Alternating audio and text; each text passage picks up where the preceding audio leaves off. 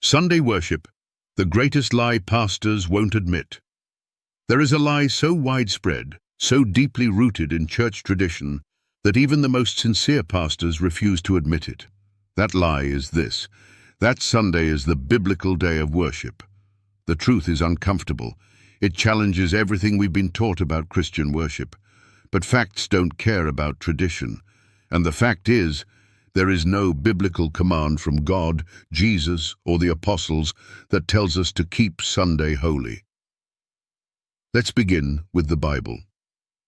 Genesis 2:2-3 tells us that after God created the heavens and the earth in 6 days, he rested on the seventh day, and God blessed the seventh day and sanctified it. That's not Sunday, the first day. That's Saturday, the seventh day. This sacred day of rest was not a Jewish invention. It was God's design for all humanity, given at creation, long before Abraham, Moses, or Israel existed. When God gave the 10 Commandments at Sinai, he made his will even clearer. Exodus 28:11 says, "Remember the Sabbath day, to keep it holy. The seventh day is the Sabbath of the Lord thy God." It wasn't just any day. It was the seventh day. So where did Sunday come from?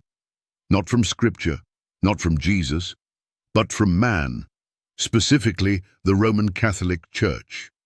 The Catholic Church openly admits it changed the day of worship. In the Convert's Catechism of Catholic Doctrine, it says, Q, which is the Sabbath day. A, Saturday is the Sabbath day. Q, why do we observe Sunday instead of Saturday? A, because the Catholic Church transferred the solemnity from Saturday to Sunday. And yet pastors who claim to follow the Bible alone continue to teach Sunday worship, even though they can't produce one verse to support it. Why? Because tradition has replaced truth. Comfort has replaced conviction. Jesus warned about this in Matthew 15:9. But in vain they do worship me, teaching for doctrines the commandments of men. Nowhere does the Bible say the Sabbath was changed. Acts 27, a meeting, not a commandment.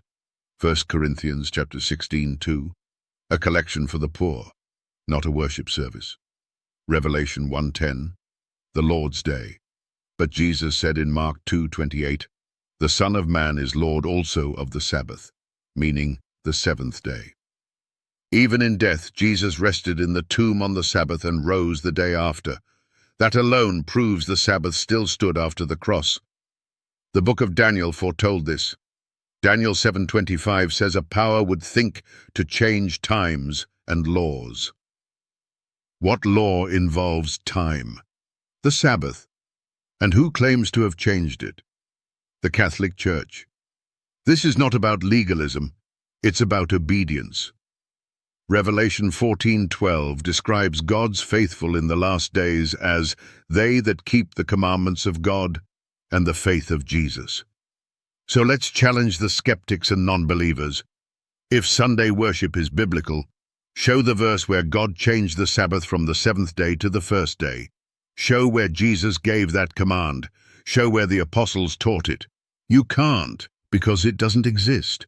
What does exist is a massive deception, one that most pastors won't admit. But now that you know the truth, the question isn't what your pastor says, it's what God says, and his word still stands.